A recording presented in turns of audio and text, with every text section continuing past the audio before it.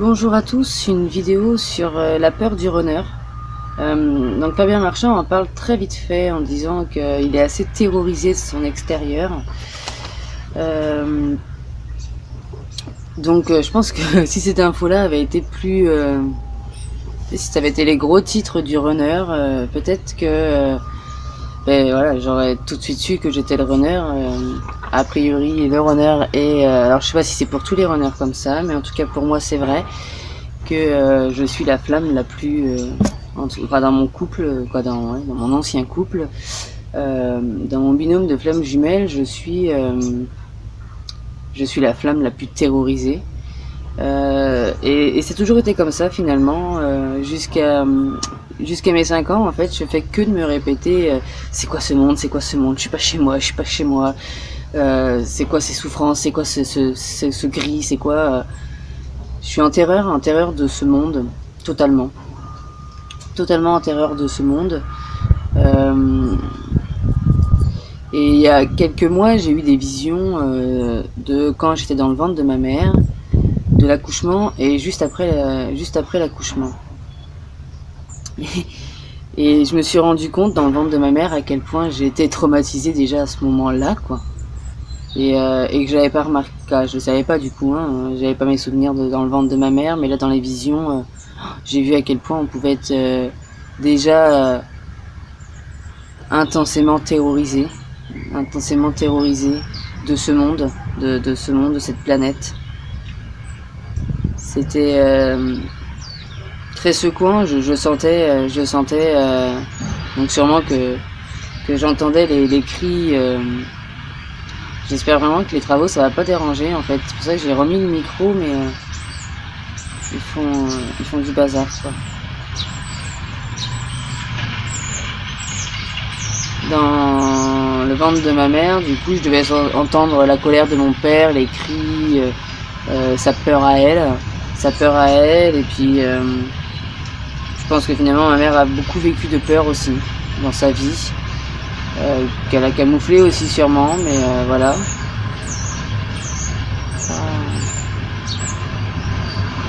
Je peux faire pause. Donc oui, voilà, dans le ventre de ma mère, je suis terrorisée déjà. L'accouchement en lui-même fait peur aussi, parce que ça fait mal, parce que ça bouge dans tous les sens, on sait pas trop qu'on va atterrir. Et toute mon enfance, j'étais une enfant terrorisée, j'étais une enfant très sensible, très calme, on m'entendait pas. J'observais, j'étais très observatrice de mon environnement, des gens. À partir de 5 ans, cette peur s'est un peu calmée, et c'est un peu pour ça qu'on m'a pris pour un chaser, parce que dès lors, j'ai commencé à réfléchir, j'ai commencé à observer leur structure émotionnelle, à comprendre comment l'énergie qui part de l'âme l'énergie elle part de l'âme, elle passe dans un tuyau, dans un parcours de tuyaux, et donc la structure émotionnelle, c'est ça que je vois, et ça forme les gestes après quoi, parce que je comprenais pas qu'il y avait cette âme pleine d'amour dans ces gens, et puis qui faisaient des gestes de colère, de terreur. Je comprenais pas. C'est pour ça que aussi j'ai cru être chaser, parce que on parle de structure, et c'est vrai que quand on parle de structure, en fait, j'entends tout de suite la structure émotionnelle. C'est ça que je vois chez les gens, ça se passe comme des petits labyrinthes.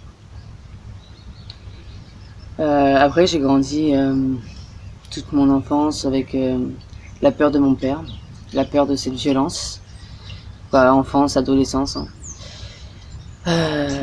Jusqu'à 17-18 ans, là, quand je suis partie de chez lui, quoi.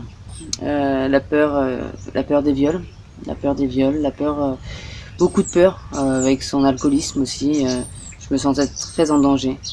Je le sentais inapte à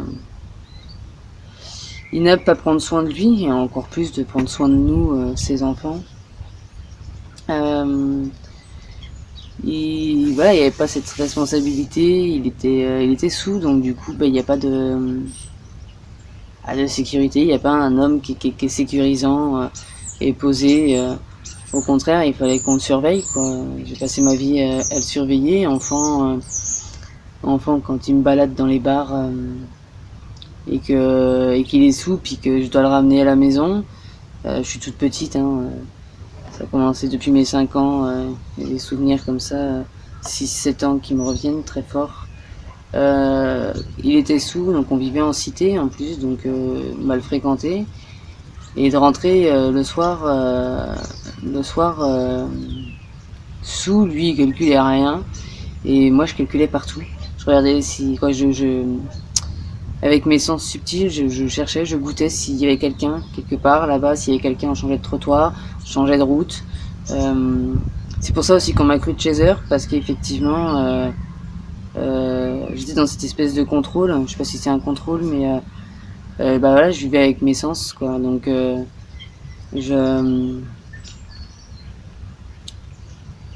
je calculais les choses. C'est pour ça que j'ai cru que j'avais fermé mon cœur aussi, que j'avais fermé mon enfant intérieur. En fait, l'enfant intérieur, on en reparlera, mais bon, c'est l'âme, plus que les rires finalement. C'est la communication avec son âme. Et ça, je l'ai toujours eu. J'avais cru que j'avais fermé mon cœur, parce que enfant, je me suis dit ne pas aimer, c'est ne pas souffrir. Donc j'ai fait en sorte de pas aimer mon père, de pas aimer mes parents.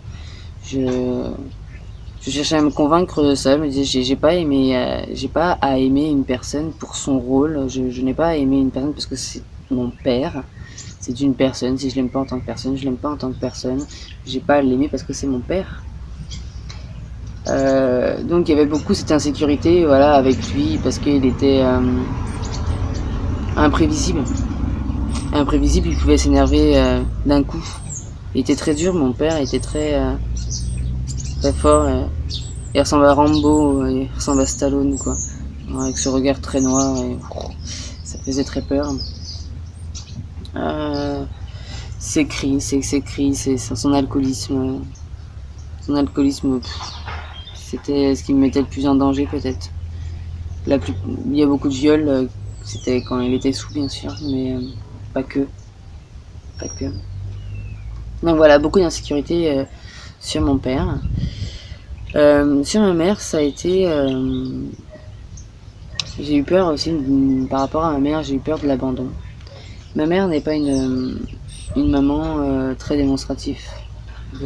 Pas très démonstrative de ses sentiments, de ses émotions, voilà, elle n'est pas très câlin non plus. Et à 5 ans, il y a une nuit où elle se prend la tête avec mon père. Quand je l'entends crier en fait dans la chambre de mon père, il était en train d'essayer de la violer. Et je suis rentrée dans la chambre.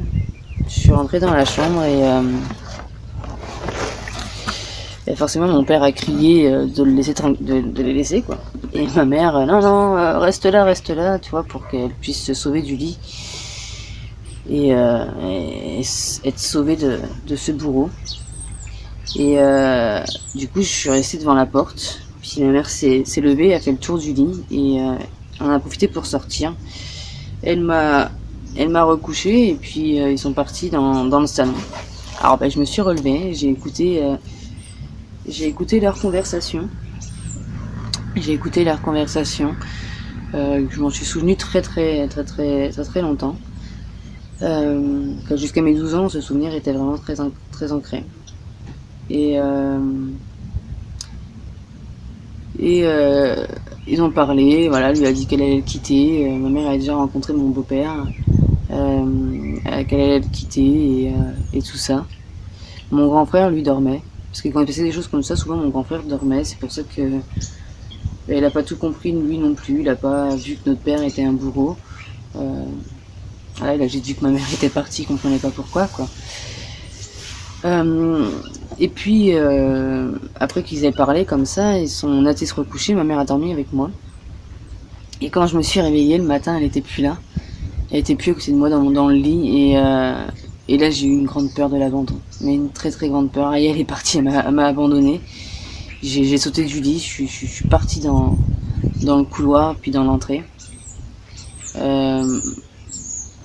Alors après, je sais pas si c'est la même journée Mais je pense que quand je sors comme ça, j'arrive et ma mère nous demande avec qui on veut vivre. Donc mon grand frère dit mon père, moi je dis ma mère. Je peux pas abandonner ma mère, là. Mon frère il dit mon père, je vais aller avec ma mère, quoi. Solidarité un petit peu, quoi. Et puis depuis ce jour-là, en fait, peur de l'abandon. Peur de l'abandon de ma mère.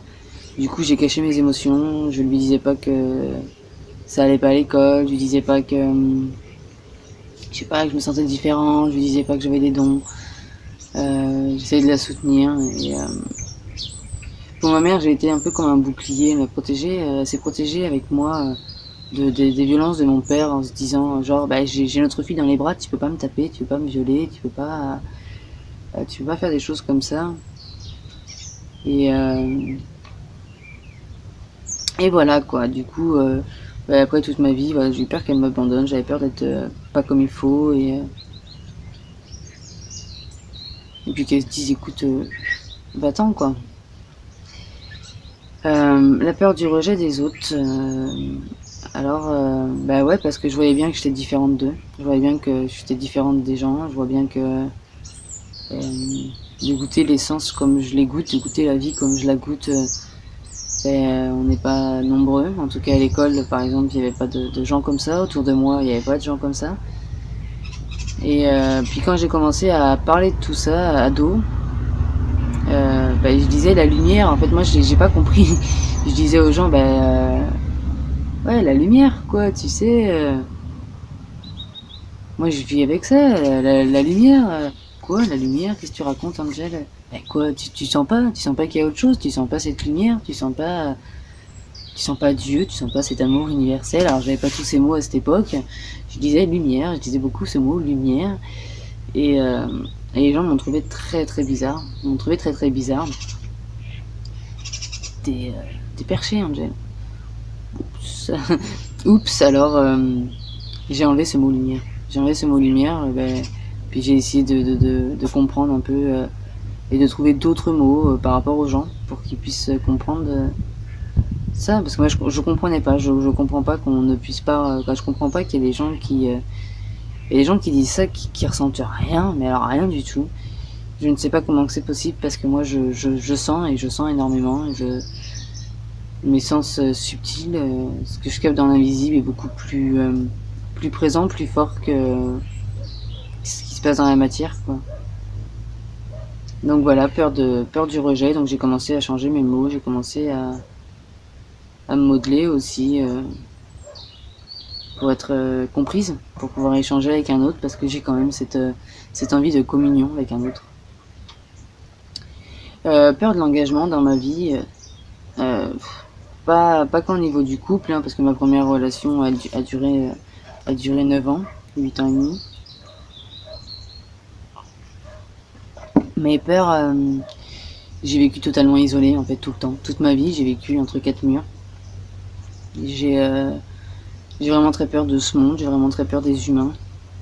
Je ne sais pas être, je ne sais pas rentrer dans les cages, je ne sais pas faire partie de la société. Et c'est pas quelque chose, c'est tellement loin de moi le fonctionnement d'une société par rapport à ma façon de vivre, à ma façon d'être. Donc ça s'est traduit aussi par voilà, peur de l'engagement dans ma vie.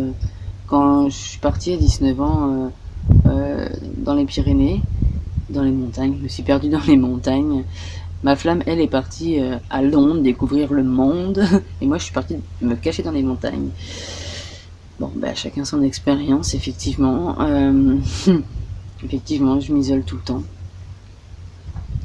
Je l'ai fait du coup avec mon ex, donc du coup c'était facile. Allez, vas-y, viens. Elle dit qu'elle était un peu plus faible que moi, elle parlait moins, ou je sais pas quoi.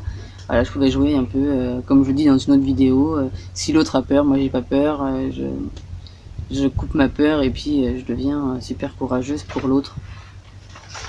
Parce que l'autre n'a pas ne fait pas intervenir en lui cette capacité de courage, donc du coup je le fais pour lui. Et puis du coup,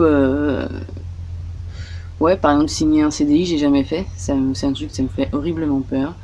Je crois que le maximum, j'ai signé un contrat de 6 mois, le maximum que j'ai fait. Et déjà, voilà, j'avais 18 ans, donc à cette époque c'était peut-être possible, mais moi un contrat, même là un contrat de 2 mois, c'est juste pas possible quoi. Moi je signe pas de contrat quoi. Je viens le temps que j'ai envie de venir et je pars dès que j'ai envie de partir quoi. J'arrive pas à m'engager, j'arrive pas à... Pour moi c'est comme des chaînes, c'est des chaînes et depuis enfant toutes ces chaînes donc les blessures et les comportements liés, pour moi c'est des chaînes aussi, les schémas familiaux sont des chaînes aussi. J'ai senti tout ça enfant, mes guides m'ont bien fait sentir que j'aurais à briser le schéma. Ouais, j'étais là pour nettoyer les schémas familiaux. Je ferai une vidéo aussi sur ça. Euh, donc voilà, ça s'explique aussi voilà, dans cette période de l'engagement de, dans le travail.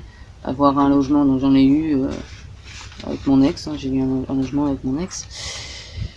Depuis 2012, j'en ai plus. Je l'ai quitté en 2012, cet appart dans les Pyrénées. L'engagement de l'extérieur, ouais, je me suis vraiment engagée au niveau des gens aussi. J'ai eu des amis et puis pouf, ça s'arrêtait. J'ai eu un ami, une bande d'amis et paf, ça s'arrêtait. Un ami, une bande d'amis et paf, ça s'arrêtait. Et je changeais tout le temps, constamment. Ce qui explique que elle, ma flamme, a des amis de longue date et moi pas du tout quoi. Pas du tout. Et j'ai pas de... Ouais, j'ai pas d'engagement avec les gens non plus. Avec ma flamme, j'ai eu peur de l'engagement du couple. Alors pas du couple en tant que tel, mais de tout ce que ça influence derrière, d'avoir une maison, d'avoir un foyer à nous, de construire tout ça. J'en avais l'envie, ça c'est clair. Mais du coup, ouais, je nous voyais bien vivre en tente, quoi, tu vois. Je veux pas qu'on soit nomade, là c'est plus facile, ou en camion, ou je sais pas. Avant le camion, je l'ai pas. Parce que pareil, avoir un camion, ben, c'est s'engager. C'est s'engager à trouver de l'argent pour mettre de l'essence, pour payer l'assurance, pour payer les papiers, pour réparer le camion et compagnie, payer tout ça, quoi.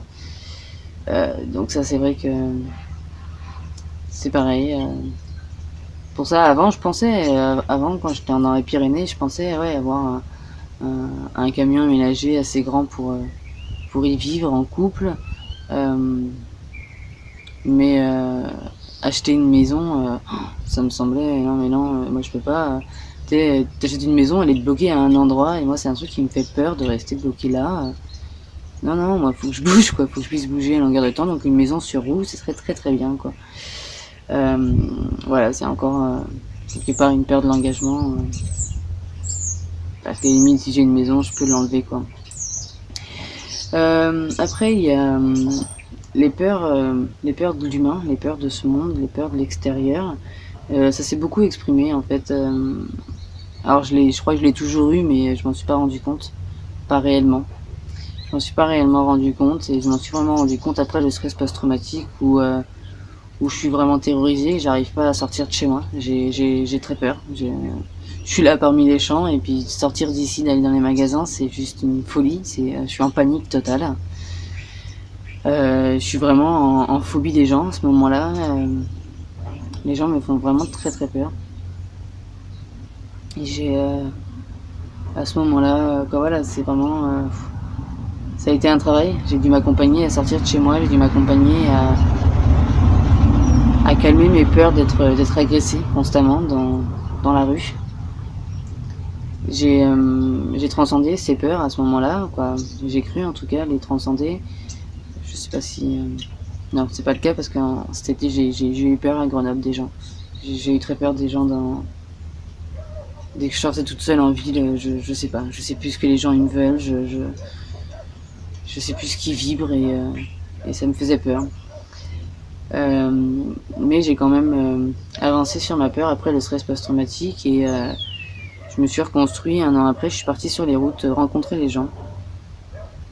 Et alors j'étais très très enthousiaste. Mon enthousiasme a duré 4 mois. Et puis 3 mois même. Juin, juillet, août, ouais, 3 mois. 3 mois entiers. Et ouais, terrorisé. Ce je suis revenu terrorisé de ce voyage en fait parce que y a un gars à un moment donné qui a posé la main sur ma cuisse et je l'ai pas vu. J'ai réagi en tant que victime. Et il a commencé à me toucher comme ça. Alors il y avait d'autres gens qui étaient là en face, hein. Et puis à un moment donné, j'ai réussi à bouger sa main. Et mais du coup, ça m'a rebrisé. Ça a refait vivre la victime en moi. Puis j'ai quand même essayé de continuer ce voyage. J'ai continué. Je me suis forcé. Le premier hiver, je voulais pas le passer ici, donc je me suis forcé à bouger l'hiver et ça a duré 14 mois en tout et la fin des 14 mois, je suis partie jusqu'en Allemagne. Je voulais faire le tour de l'Europe. Je veux sortir de ces frontières, mais j'ai horriblement peur. En Allemagne, j'ai été totalement terrorisée d'être entourée de gens que je pouvais pas parler parce qu'effectivement, au premier abord, je suis pas aimée par les gens parce que les gens sentent ma peur, sentent que je suis terrorisée. Comme dirait un ami de ma flamme, je suis un animal blessé. merci de m'enfoncer. Voilà, parce que quand les gens ils m'ont jamais trop apprécié et puis une fois que je commençais à leur parler, là ils commençaient à m'apprécier. Même si je parle très différemment des gens, donc il fallait pas trop me montrer en société avec les autres, mais voilà. Et dans mon voyage, voilà, si je pouvais parler aux gens, je pouvais leur raconter mon histoire, je pouvais leur raconter qui j'étais, ils pouvaient me raconter qui ils étaient. Et puis en Allemagne, je pouvais pas faire ça. Je comprenais rien, j'étais en terreur tout le temps. Non, non, venez pas me parler, venez pas me parler, venez pas me parler. Moi, je comprends rien.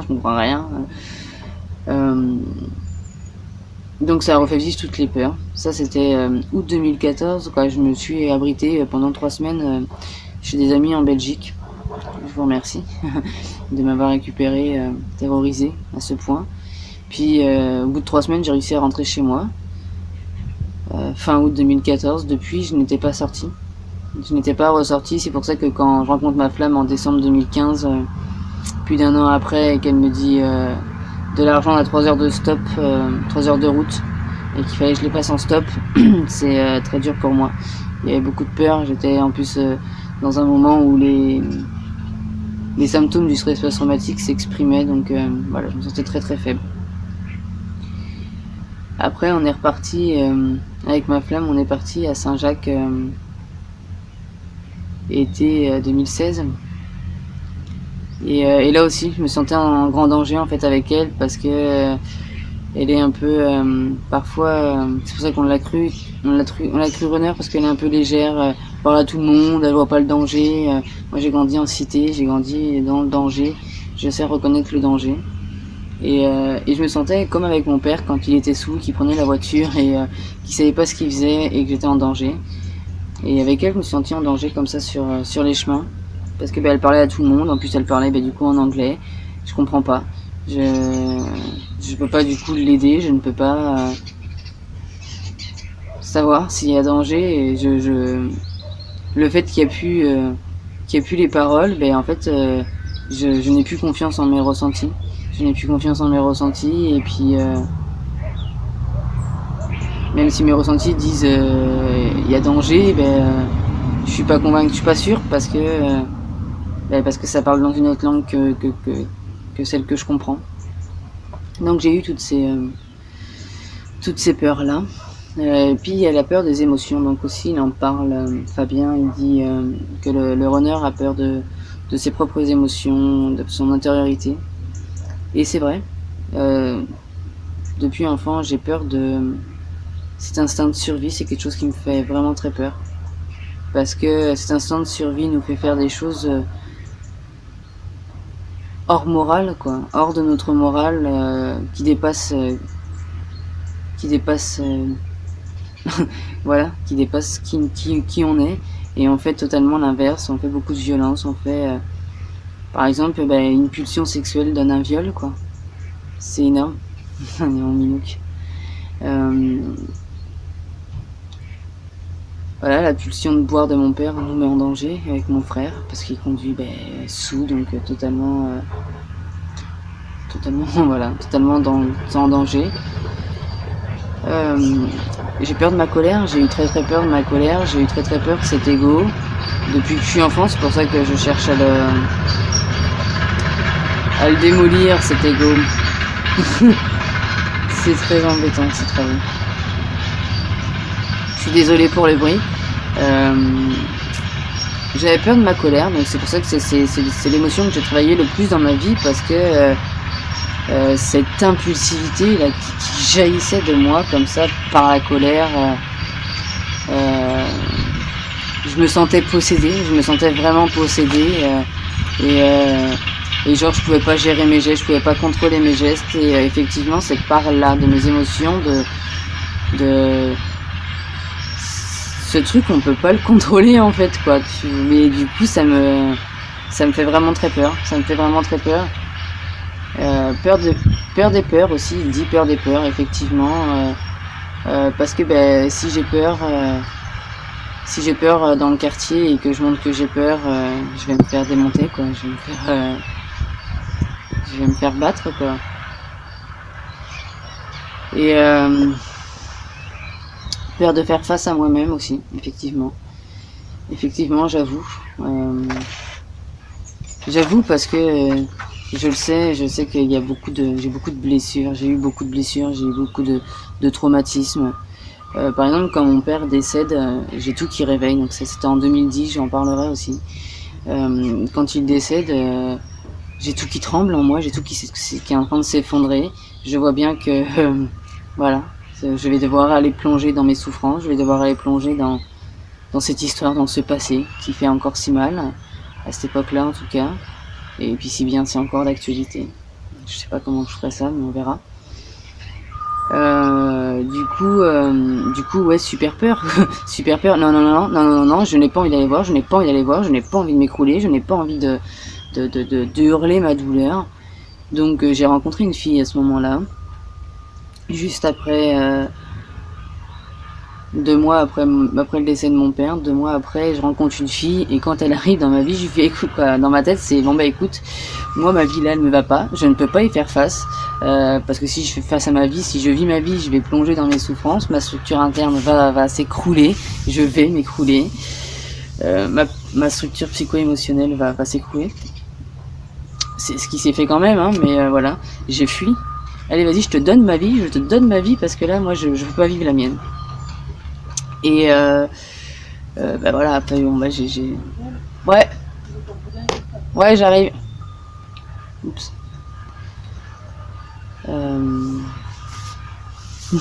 Oups, ma merde.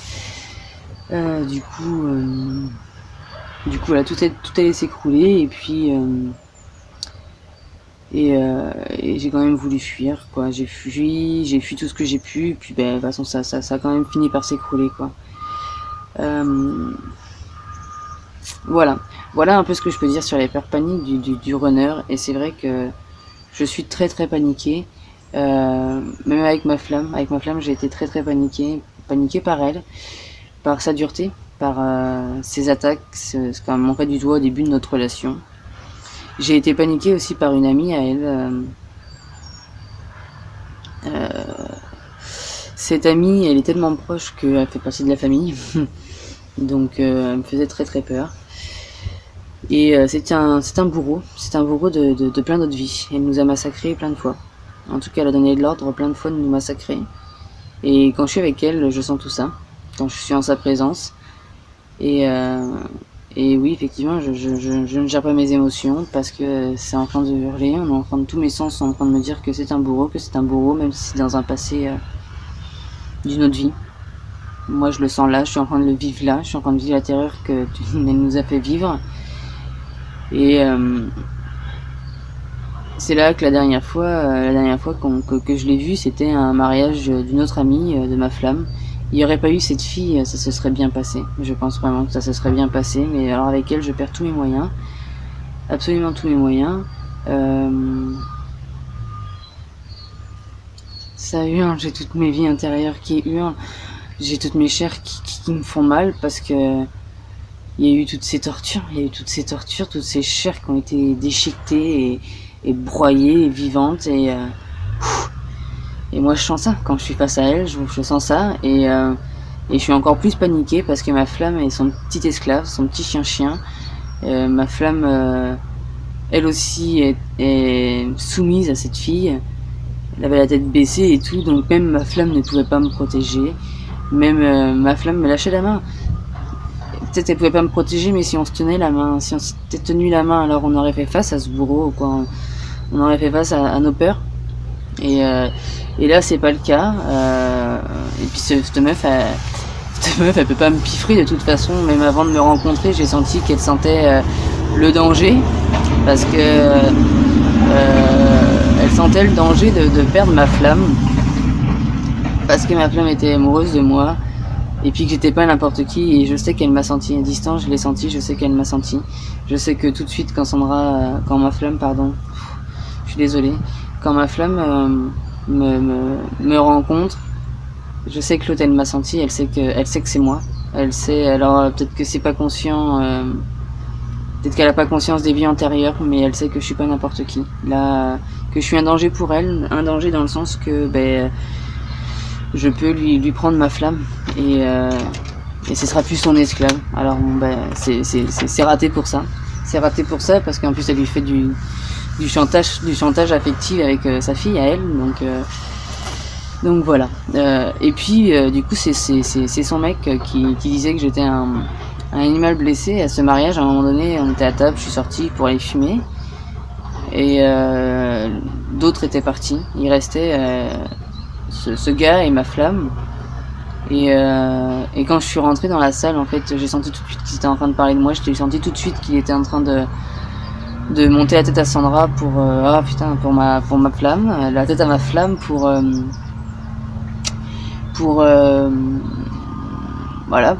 casser à moi, voilà. Et il lui disait à ce moment-là que j'étais un animal blessé, et j'ai très bien senti ça. Du coup, je suis revenue à ma flamme, je fais bon, je vous laisse parler de moi, je vous laisse me critiquer, et puis je pars dans la voiture, quoi. Là, si c'est pas le comportement d'une personne apeurée, et j'ai passé la soirée du mariage dans la voiture. Je ne sais pas comment ma flamme a pu me laisser vivre ça. Mais elle s'en foutait.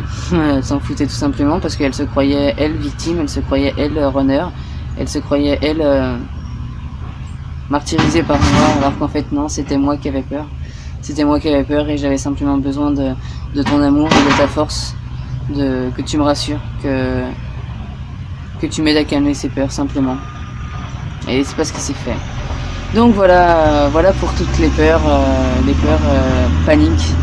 Les peurs paniques du runner. Donc je ne sais pas comment c'est pour les autres runners. Moi je suis né avec des capacités, je suis né en voyant l'invisible. Donc c'est pour ça qu'on a cru que j'étais la flamme éveillée. Mais a priori c'est peut-être pas pareil pour tous les runners. Donc je sais pas comment ces runners non médiums vivent leur peur. Moi en tout cas, j'avoue que c'était vraiment des peurs paniques, des peurs qui me terrorisent. Et encore à ce jour, quoi. Voilà, je vous remercie beaucoup et j'espère vous avoir aidé sur ce descriptif des peurs paniques du runner. Merci beaucoup, bonne journée à vous et à bientôt.